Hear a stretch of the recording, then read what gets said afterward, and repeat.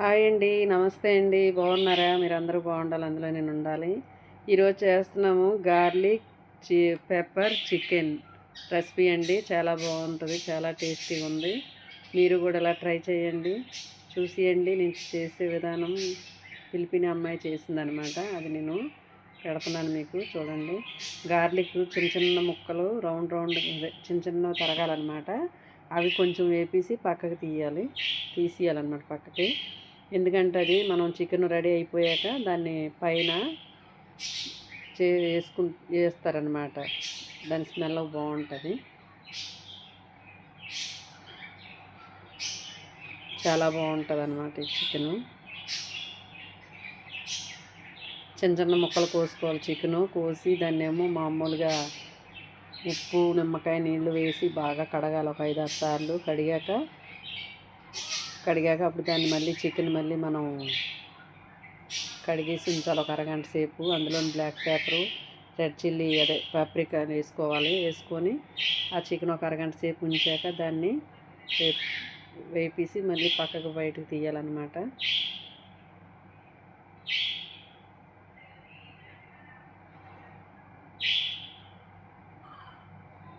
ఎందుకంటే ఇది కారం గట్ట ఎక్కువ ఉండదు అనమాట. పిల్లలు తినొచ్చు, పెద్దోళ్ళు కూడా తినొచ్చు అనమాట. అంటే రెడ్ చిల్లీ పౌడర్ గట్ట మనం ఇండియాలో వేసుకుంటాం, కానీ ఇక్కడ వీళ్ళు వేసుకోరు. చాలా బాగుంటుంది. అంటే మనం తినడానికి కొంచెం చప్పగా ఉన్నా టేస్టీగా ఉంటుంది అనమాట. వీళ్ళు క్రీములు అవి వేస్తారు, పాస్తా క్రీమ్ అని, పిస్తా క్రీమ్ అని, తర్వాత టమాటా పేస్ట్ అలాంటివి గట్ట వేస్తారనమాట. చాలా బాగుంటుంది. అక్కడ వాళ్ళ స్టైల్లో చేస్తుంది అనమాట. ఈ వీడియో నేను పెడుతున్నాను, మీరందరూ కూడా చూడండి. పిల్లలకి లంచ్ బాక్స్ కింద కూడా బాగుంటుంది. మామూలు ఈవినింగ్ కూడా తినడానికి రొట్టెల్లోకి చపాతీల్లోకి కూడా బాగుంటుంది అన్నమాట. ఇందులోనూ వేస్తారు పప్పుకోను అని, కోన్ కూడా వేస్తారు. తర్వాత మష్రూమ్ కూడా వేస్తారు. అన్నీ వేసి బాగా చేస్తుంది, బాగా రెడీ చేస్తుంది అన్నమాట.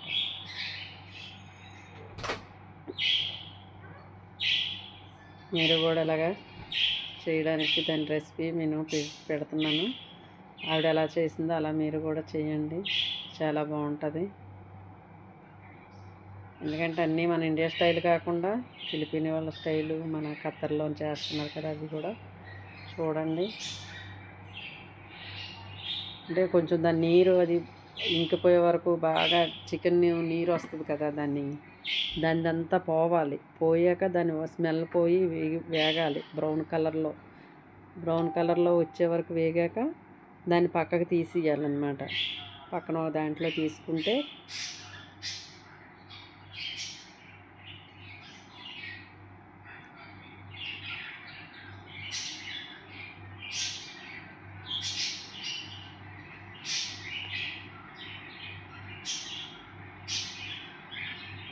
పక్కకు తీసాక అప్పుడు మళ్ళీ ఇందులోనే కొంచెం ఉల్లిపాయలు గుండగా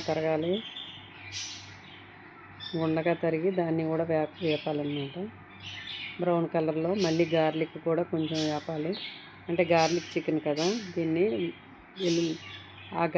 వెల్లుల్లిపాయలు కూడా బాగా చిన్న గుండగా తరిగేసి అవి కూడా వేపుకొని అవి చిన్న బ్రౌన్ కలర్ వచ్చే వరకు వేపాలన్నమాట.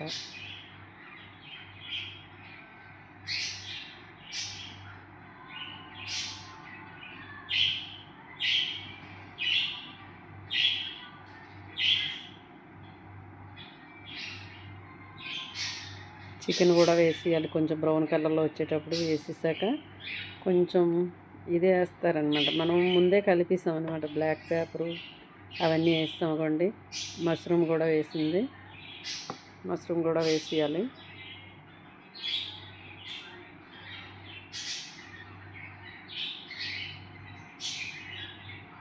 దీని తర్వాత పిస్తా వేస్తుంది అనమాట, పిస్తా క్రీమ్ కొంచెం.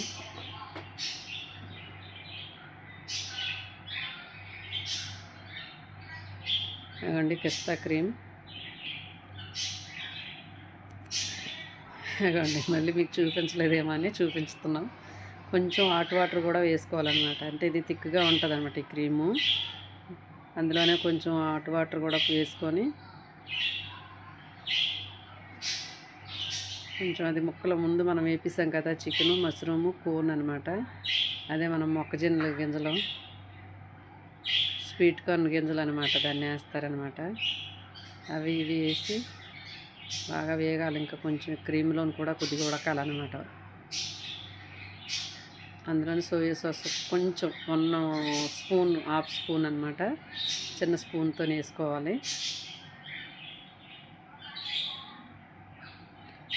సాల్ట్ ఎందుకంటే చికెన్లోనే కలిపేసాం అనమాట. చికెన్లోనే ఉప్పు, తర్వాత బ్లాక్ పేపరు, తర్వాత పప్రికాన్ అంటే కాశ్మీర్ చిల్లీ అంటారు, అది కూడా వేసాము.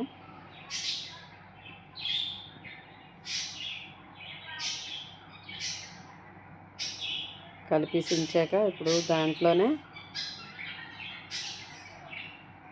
వేయాలి. ఉల్లికాళ్ళు అంటాం కదా మనం, ఉల్లికాళ్ళు గుండగా, అదే మాజీ అనమాట, అది మాజీ పౌడరు, అది వేసాం కొంచెం, చిన్న ప్యాకెట్ అనమాట అది.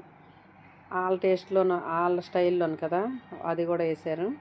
ఇప్పుడు అందులోనే మనం ఇది వేసుకుంటాం అనమాట, ఉల్లికాళ్ళు ఉంటాయి కదండి, ఆ ఉల్లికాళ్ళు గుండగా తరిగేసి ఒక 2 కాళ్ళు అవి వేసాము, గుండగా తరిగేసి.